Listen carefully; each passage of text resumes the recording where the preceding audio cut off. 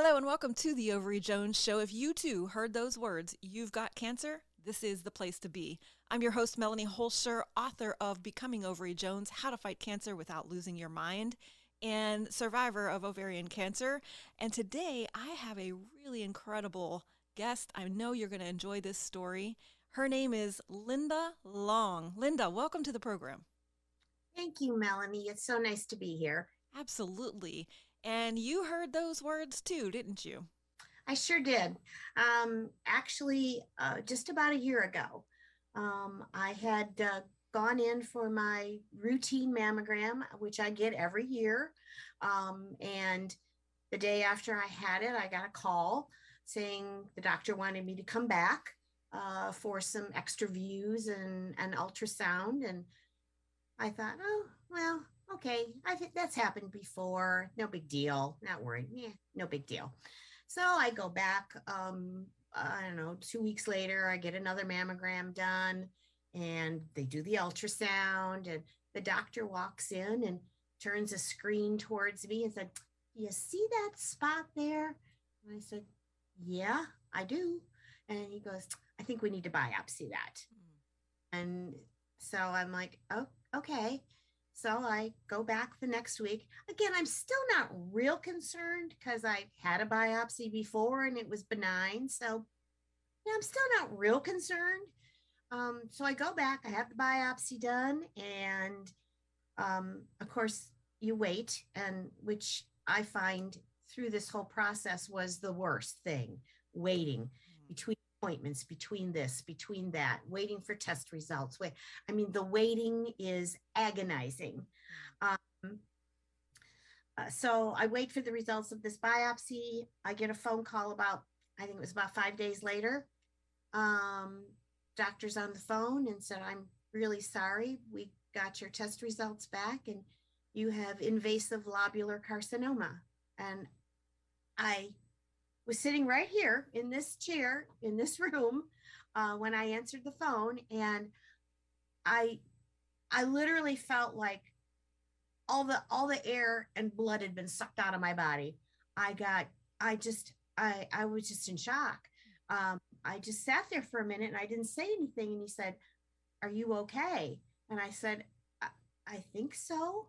Um, I, I'm like, I don't know what to say. And he said, "Well, I understand." And he talked to me for a little while, and I honestly don't even remember what he said. And he said, I'm going to give you back to my nurse. She'll give you some names of some surgeons that we refer people to. And so I took that down kind of robotically, and I hung up the phone and I just sat there, and I, I, I didn't know what to do.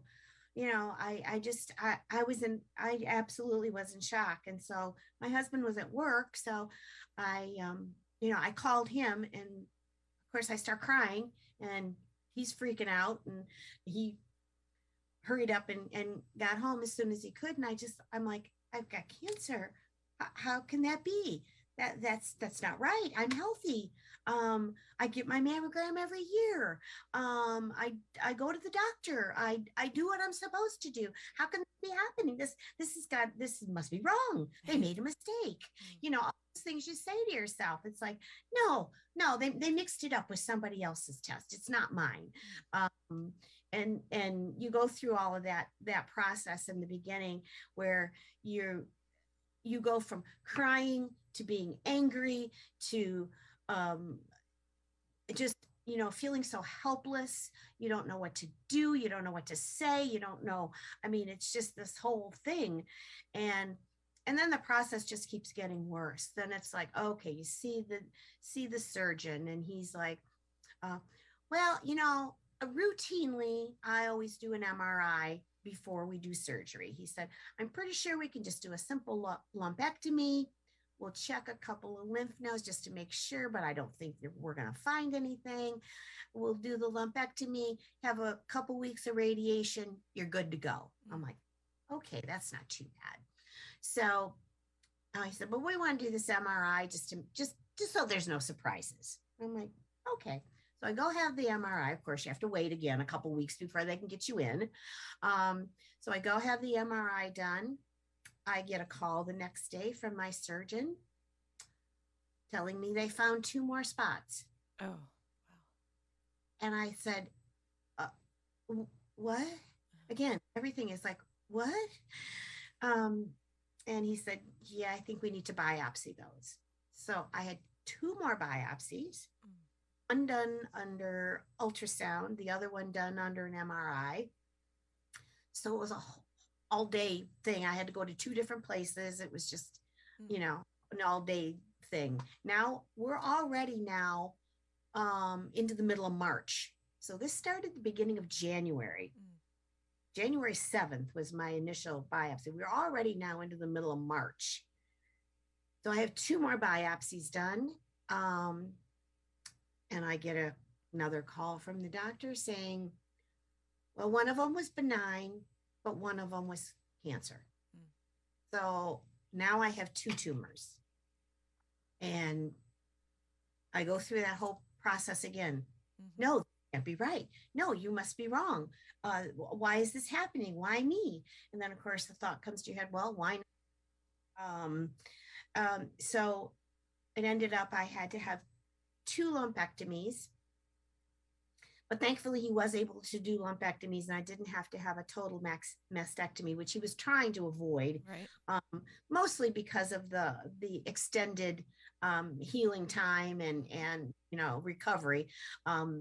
It's much easier from a lumpectomy than it is a total mastectomy.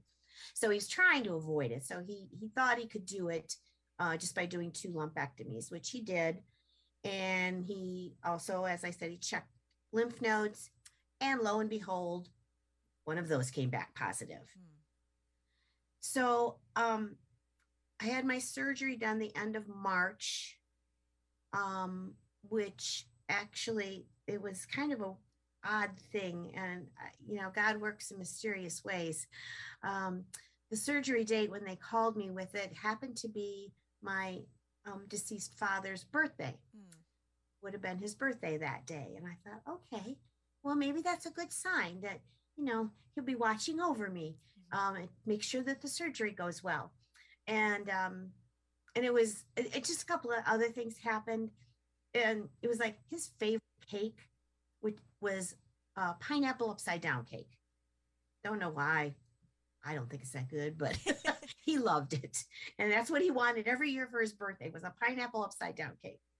So my husband and I, the Saturday before my surgery, we went out for dinner, just for the 2 of us, kind of our last supper, as it were.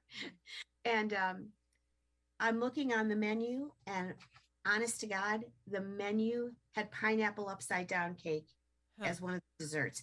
Never in my life have I seen that anywhere. No. And I went, oh my God, this is another sign. And then the day before my surgery, I looked out on my deck, and there were 4 cardinals sitting on the railing of my deck, but they weren't looking out into the yard. They were looking into the house. All 4 of them were facing the house. And when I looked out the patio door, looking at me, and it kind of freaked me out for a minute. It was like, here's my angels. I'm not sure who all 4 of them were. I'm guessing 2 of them were my mom and dad, but I don't know who the other 2 were. But clearly somebody that cared about me. And that was the day before surgery. So I took all these things with me, and as good signs, as things were going to be okay. And so, it was a long surgery. I was in surgery for about 4.5 hours. But he got he had clean margins, got all the tumor out. And then, like I said, one of the lymph nodes was positive. So now we went from a couple of weeks of radiation to, okay, now you need chemotherapy. We need to do more radiation. You're going to have to be on maintenance therapy afterwards, the whole 9 yards. Right. So I had my chemo, and I feel I tolerated it pretty well. I mean, I've heard some stories of people how ill they were and they couldn't hardly get out of bed and they, couldn't eat and lost tons of weight and all this other stuff. And I really, I mean, I felt bad for a few days after the treatment, but um, it wasn't really, I don't think that awful. Right, right. Downplaying it. Um, I was looking forward to losing some weight, quite honestly. I gained 25 well, pounds. I kind of was too. I jokingly said, it's like, well, hey, maybe I'll lose that 10, 15 pounds I gained when I went through menopause, but I didn't. It was the weirdest. I know, right? I'm like, I'm like, really? Well, I actually was trying to eat more. I mean, yeah. because I know I don't eat right. I'll go all day and I don't eat. And I mean, when I eat good food, but I'll be busy and anyway. So I was making myself eat at least 3 times a day. And so I went back for my second treatment and I'd actually gained 3 pounds. And I said to her, I said, who gains weight on chemo? That would be me. Yeah. I didn't know that either. I was like, wait. I thought I was supposed to lose weight. And it wasn't, it didn't even like creep up on me. It was like 1 week I gained 7 pounds. The next week I gained another 7 pounds. And I was like, what is going on here? But it was the steroids and everything that, all the medicine and stuff. And I was just like, Right. Yeah, that's what they said to me. It's like, well, some people do. And it's like, you're on steroids and, all this other stuff. And I went, yeah. And I said, well, now you have to be honest with you. I'm actually eating more because, they always tell you, obviously your body is going to be assaulted basically. So you have to eat lots of protein, you have to eat healthy foods and drink lots of water and, all these things they tell you to do. So of course, I was doing it, right. doing what I'm told. So yeah. Now that leveled out, but I didn't lose any weight through the process. I maintained my weight through the whole thing. And, which, which is obviously healthier than right. losing weight. Right. They'd rather have a little, chubbier cancer patient that's super skinny. Yeah. Well, I gave them exactly what they wanted then. So yeah.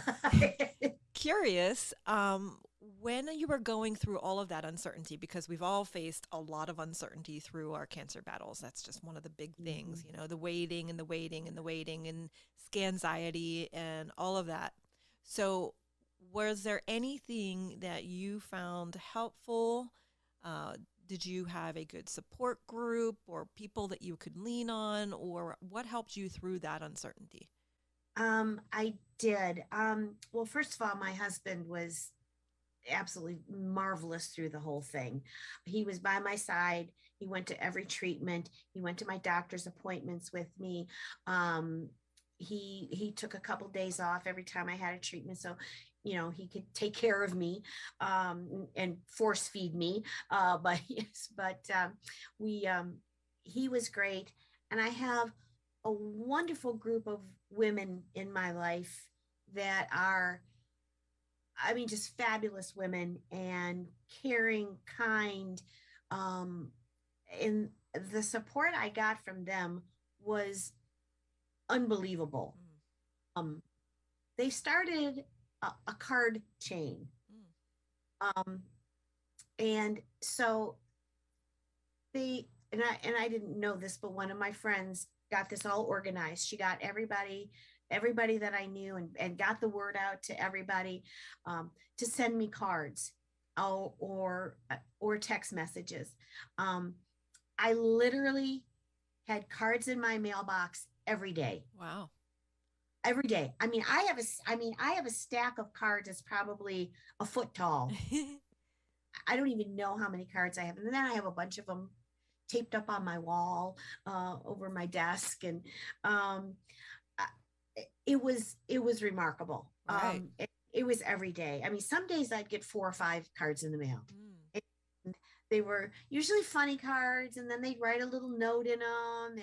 And I was getting text messages, and little gifts in the mail. I'd go out and there'd be a little Amazon package from somebody. And it would be, a little, nothing big, just a little gift. They sent food. I had one of my friends, she ordered groceries and sent groceries to the house. Mm. I was getting flowers and I was, and everybody was like, and neighbors were bringing food over, and it was remarkable. Yeah. I was shocked. You know, It was I can say so. some people that I've talked to, they kind of hide their diagnosis and Hmm. they don't tell anybody. Right. And I always think, oh, I don't think anybody should ever fight it alone. And that's part of No. why I do what I do is because there's a stigma attached to cancer sometimes, and Yeah. sometimes people feel like cancer guilt or cancer shame. And I really want to stamp that out as much as possible and Yeah. give people permission, tell people, lean on people because I truly believe that we're Yeah. better together. Oh, absolutely. And I understand that some people are private, Yeah. just don't want people knowing all their business. But um, I I was very open about it. I mean, I told people, because I knew that I was going to be, MIA sometimes. And obviously my appearance was going to change, and it was like it I wasn't going to be able to keep it a secret very long unless I hid in my house Right. and go anywhere. And that's not me. I'm a very social person. I'm out all the time. And I knew it would start to look funny. So I did let people know. And I'm glad I did because, like I said, the support that I got was just unbelievable. And, and everybody and said to me, if you need anything at all, you need a ride to the doctor, Mm. you need me to go to the grocery store for you, you need me to, whatever, just call me. And I knew they meant it. Right. um, I didn't have to use friends much, only because my husband was able to take me places and take care of me. So, fortunately, I had that, so I didn't have to depend on other people. But I know if I would have had to, they would have they would have been there for sure. Absolutely. And I think, it's So, and hard to fight from the sidelines. Like you want to help so much. You care about that person. You want to do something. right, So I just think that giving people sometimes, a list here, if you could just look into, these different yeah, organizations or, yeah, whatever, letting people help, I think that's a good thing. So I'm glad you had that for sure. Now you yeah. said you lost your hair, right? Hmm. I How? did, Yep. I did, I but love it's it. coming back. It's beautiful. I love it so much. Yes. Absolutely. But how did you handle all of that? I know, Mm. that's a challenge. That was a big challenge for me. For me, I was like, you know what? It was coming out in clumps, so I just Mm. like I wanted to have some control. So I called my son and I'm like, hey, bring me your clippers, and I went and just shaved my head. But Yeah. how did you deal with that? Um, yeah, and it's going to happen. Hmm. We're women, Yeah. and I mean, my hair wasn't long, but it was chin length, I guess. And the same thing, and it happened quick. Yes. Mm. It was about a week after I had my first treatment Yep. that I got out of the shower Yep. and it started coming out. And I would run my fingers through my hair and I would just have handfuls Yep. of hair. And I stood there that first morning when it started coming out and I just cried. Hmm. Again, I knew it was going to happen Right. and I thought I was prepared for it, And again, I joked about it, kind of like the 10, 15 pounds. I said, well, think how quick I'll be able to get ready in the morning. And think about money I'll save on, hair products and the hairdresser and Right. all that stuff. And kind of made a joke about it. But when it happened, it wasn't a joke. No. Um, I just stood in the bathroom and just cried. Um, my hairdresser had said, when it starts falling out, give me a call. I'll buzz it for you. And I Yep. said, okay. And so I called, and of course, she's on vacation. Poor thing. Oh. Oh. It happens, right? And I'm like, great. Now what am I going to do? Oh. Now, this is kind of a funny story. So, my neighbor that lives across the street is actually my dog's groomer. He owns a dog grooming place. But she used to be a hairdresser. So, she used to do people hair. Now she does doggy hair. Um, so, I called her and I said, Jen, can I ask a favor? I said, my hair's coming out in gobs and it's just it's everywhere. It's all over me. It's in the shower. I said, can you come over and buzz my hair? And she goes, oh, absolutely. Oh. She's, I'm done with work, I'll come over. And she's the sweetest thing. So she stopped on her way home and bought me flowers. Oh. And she came over with her stuff and with flowers. And it was just like, of course, it made me cry more, you know. Yeah. And it was like every kind gesture made me cry. Yeah. I mean, every card that I got that had a note in made me cry. Every time I got something in the mail, I cried.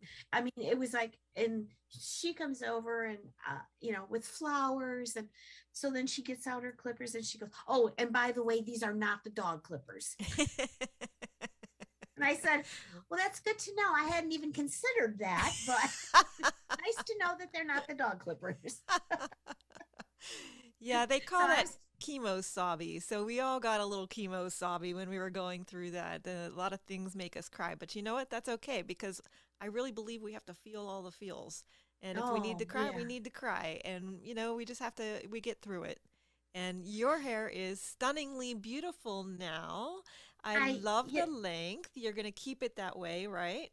I am, at least now. I like it. It used to be brown and it is clearly gray. That's all the rage these days. Well, and I said, oh my God, Linda, 30-year-olds are paying $150 to get their hair done that way. They're getting it colored that way. And I said, well, yeah, I'm going to keep it for now. But it was kind of a shock when it started coming in and I'm looking at it going, why does it look gray? And of course, one of my friends goes, no, I think it's blonde. And I go, yeah, no, it's not blonde. It's gray. Nice try. Yeah, nice try, but no. I mean, I had a little bit of gray in my hair before, but only like maybe 10%. I mean, just very little. At the temples and, that was about it. And it was like, it's all gray. Oh, it's silver. It looks great. Well, then as it started getting a little longer, then it's all curly now. And my hair has always been straight as a board. So now it's curly. So yep. This is my new look. I love it. It's beautiful. I think it looks fantastic. It's just silver. It's great. And it's you. Thank you. Thank you. What an ordeal. And it's been pretty new. And so It has. Yes. So you're just coming out of this now. And I remember all the phases with the hair coming in, and it's exciting because you feel like you're coming back to life a little bit. How's your energy level? Actually, it's pretty good. It took a while, probably up until about a month ago. I still got tired pretty easily. I had to space things out. But it seems like it's now pretty much coming back to normal. I had a really busy week this week. And last night I was pretty tired, but, I think generally that's coming back okay. I think you battle with some of the side effects. Yes, long term. Long time. And I didn't realize that. Yeah, so I think that's something that's like, I'm glad you're sharing that. I looked things up and it's like, that can go on for a year or more. Yeah. That can last. Sometimes it never goes away. Sometimes. So I'm still dealing with some side effects. Minor things though, as far as I'm concerned, nothing, things like, when I was going through chemo, they had told me that, the palms of your hands or the bottoms of your feet, the skin could peel. Well, it didn't happen on my hands, but my feet, skin was coming off in sheets. Wow. It was disgusting. And my toenails turned black.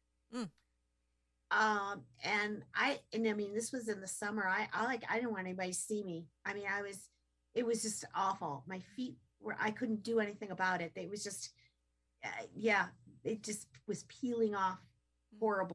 And then, like I said, then my toenails started turning black. So I just painted them real dark, uh, nail polish color, so Yep. that you couldn't tell that my toenails had turned black.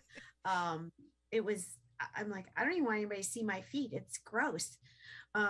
But stuff like that. The skin on my feet is still real dry, not peeling like that anymore, but still some. Mhm. I have some lymphedema in my arm from, the lymph nodes being removed. I've been going to physical therapy for that. And I still get like numbness in my hand, where the lymph on the side the lymph nodes were taken. Mhm. Um, I still occasionally have some bowel issues. I mean, just a lot of little things Yeah. that haven't completely gone away yet. Yep. And I don't know, maybe they never will. I don't know. Yeah. I have chemo brain. I can't remember anything. I'm like, what is wrong with me? Yep. Well, the good I news did is, research on that, and it's like, oh yes, it's a real thing, chemo brain. And I'm yeah. like, oh God, I've got AIDS. I'm telling you, Yes, but now I we have an I don't. excuse, I have right? so many notes everywhere. It's ridiculous. I have notes to remember to before I leave the house. I have notes to. I mean, I have notes stuck everywhere. My brain has just turned to mush. Yeah, but we have a good excuse now, right? Yeah. For pretty much anything. I don't want people, I keep thinking people I don't know when I'm out in public and I'm speaking to somebody, and I go blank. I can't even finish the sentence because I don't even remember what I was trying to say. And I think, God, these people don't know me. They're going to think I'm some senile old fool, you know? No, I don't think so. So, one of the reasons why I do this show is it's really for people like you who have come through this and, gotten gotten there. Any advice that you have for somebody that's maybe just hearing those words, you've got cancer for the first time? Um, I think the biggest advice that I can have for somebody is the support. If you don't have the friends or the family that are supportive, then look for a support group. Um, Most places have um, a nurse or a social worker or somebody in that vein that is there to help. They can steer you to a support group if you need one. They help you navigate the system. Whenever you have any questions, I mean, I had a wonderful nurse. Her name was Patty.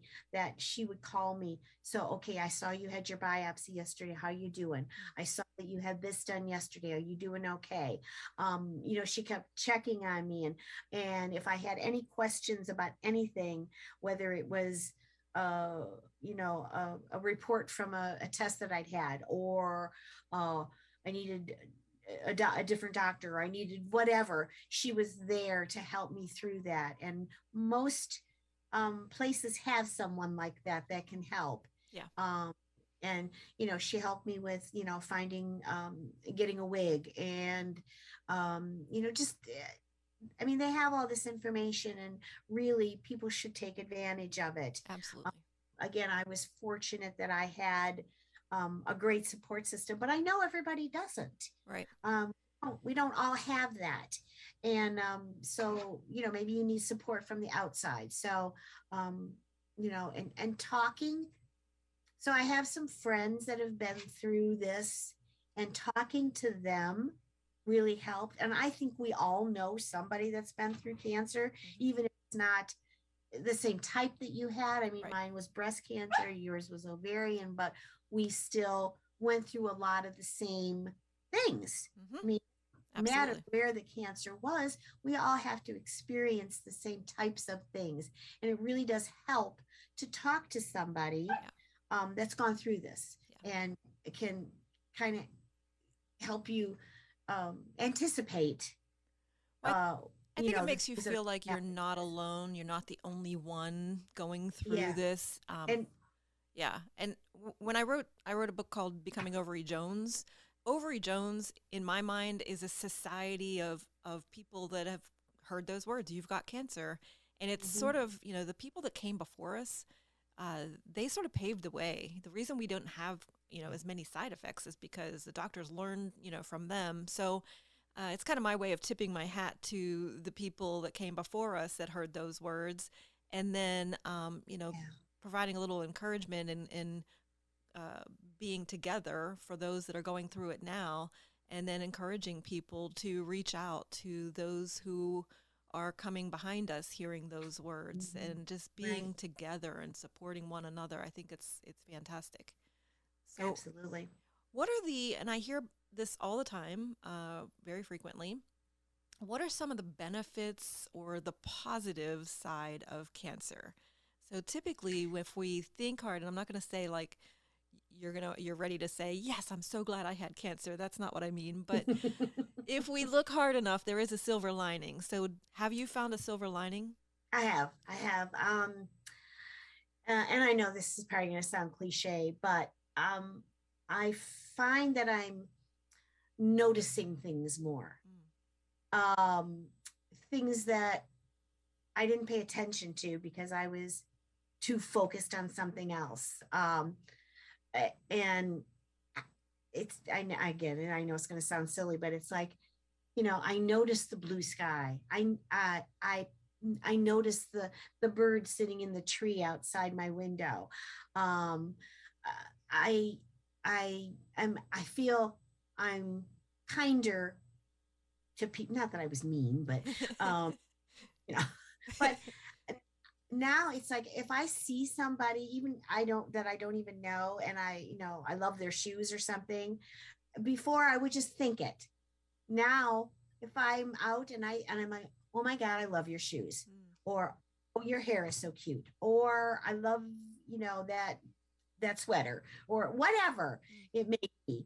Um, I now say it instead of just thinking it mm. because I know that makes people feel better. I Yeah. mean, that's really when you get a compliment, especially if it's from a stranger, because you're like, oh, okay, well, you don't know me, so this is not serving you any purpose. So, um, you know, and we are all our own worst enemies when it comes to, I think, receiving compliments. Many of us don't take them well. They're like, oh yeah, no, whatever, you know. But we should get better about that. I mean, if someone pays a compliment to you, they mean it. Yeah. They wouldn't have said it. They wouldn't have wasted their breath saying it if they didn't mean it. Mm. Uh, and so, and I kind of discovered, um, what's important and what really isn't important. Right. And I think uh, I I've realized that, and I knew this before, but I guess it's more evident now that relationships are what matter. Mm. It doesn't matter what kind of car you drive. It doesn't matter how much money you have. It doesn't matter. None of that matters. What matters are the personal relationships that we develop. And um, because I think we can all help each other Mm-hmm. in some way. We all go through difficult times. Obviously, going through cancer is a really difficult time, um, but we all go through stuff all the time. I Yes. mean, nobody has a perfect life. Um, so I think being there for each other and helping each other and having people to talk to, people Yeah. to make you laugh Yeah. um, when maybe you don't feel like laughing. Yes. I had a doctor that asked me one time, it was after my treatments, but he said to me, you know, what's it like? And I didn't understand what he meant initially. And then it clicked. And I'm like, oh, he means what's it like not to take every day for granted? Yeah. And that's really what it's about. So I'm, you know, I'm pleased that you found that positive side. And, you know, I try to keep that as long as possible. I don't want to go back to my old self when I woke up and Me either. just took it for granted. So I try to live each day. I know I'm living on extended play here, and grateful for every single day. So Right. I understand you're back to work. Tell me a little bit I about your am. job or your business. Um, I am an interior designer, and Hence the beautiful room behind you. oh, thank you. It's kind of a mess, but I have so much. I've collected so much stuff. I work out of my home, so yeah, everything's here. Um, but yeah, so I started my business about 6 years ago, and things were rolling really well. And then last year hit, and I kind of took the year off. Um, I I didn't want to take on a lot of new clients because I didn't know how things were going to affect me, Hmm. and I didn't leave anybody hanging Right. um, because I was too ill to do the work. So I on purpose didn't take on new clients last year. So I'm kind of starting over again. I started back. The beginning of the year, I said, okay, I'm ready to go. Let's get things rolling again.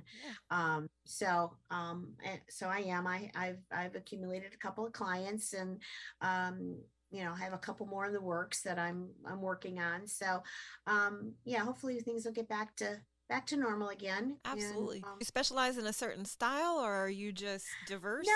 you know what? My style is whatever your style is. I like that. So yeah, I mean, when I'm doing somebody's home, it's their home. Right. They need to be comfortable in it. So I never push my style on anyone. I meet with people, I talk with them for a long time. I ask them tons of questions. I have them fill out a questionnaire. I have, all this stuff that I do before I ever even start a design. So I have a pretty good idea what they like, Yeah. their style is, things they don't like, whatever. We talk a lot before we even get started. I'm sure that helps them figure out what their style is too. Because if you were to ask me, I'd be like, I don't know. I have no And idea. no, right. And most people don't. When you ask them what their style is, well, I don't know. I guess I don't know. And then some people call it something, and that's really not what they mean at all, uh, because they don't know what to call it. So, yeah. So, asking all those questions, helps me figure out what their style is, Yeah. and So, do you design. have a website or somewhere people can see your amazing, beautiful designs? I do. I do. My company is called Long Awaited Design. So if you put that in the search engine, I have a Facebook page, I have a LinkedIn page, I'm on Instagram, I'll link to all of all the those. normal stuff. Yeah. Yep, I'll link to all of those down below so that people can find you and connect with you. And who knows, maybe somebody would love to pick your brain a little bit. And Absolutely. yeah, I'll link to all of that. Yeah. So And I'm there to help people.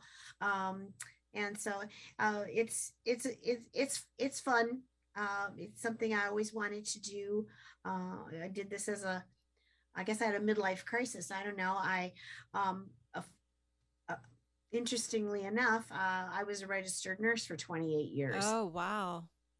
So how And did that I impact got, your cancer battle? I mean, yeah, I got because you to knew be, what was coming, right? yeah, I got to be around 60, and I went, yeah, Mm. it's a long time. I'm kind of done with this. Oh yeah, makes sense. I Been don't helping know. people for a long time.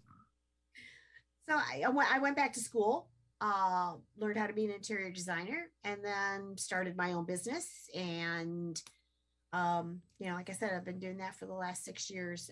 And so it was my second career. Yeah, absolutely. Well, that's I read wonderful. I invented myself. Yes. Well, sometimes it's fun to reinvent yourself and do something you've always wanted to do and that you love. So Yeah. I'm glad that you're back to it. And I'm glad that you have, stunning hair again. And Thank you. you are here to, share your story and help other people that are just getting, started with their treatments and their diagnosis. So I cannot thank you enough for sharing your story and, coming and hanging out with me today. Well, thank you for allowing me to share my story, Melanie. I really appreciate it. Absolutely. Absolutely. I'm sure we'll talk again very soon. Okay. All right. Thank you so much. Absolutely. Well, I hope you enjoyed this episode. Isn't Linda amazing? She has such insight and she's just been through it. So if you are early in your diagnosis, I hope you got a lot out of this. And I really think that she's onto something with, reaching out and letting other people help you. I know that helped tremendously in my uh, journey, and I'm sure that's going to help with you. Tune in next time. We have another guest that's really has an incredible story and a lot of insight to share. So tune in next week to the Overy Jones Show. I look forward. Until there's a cure, we're going to keep on doing this.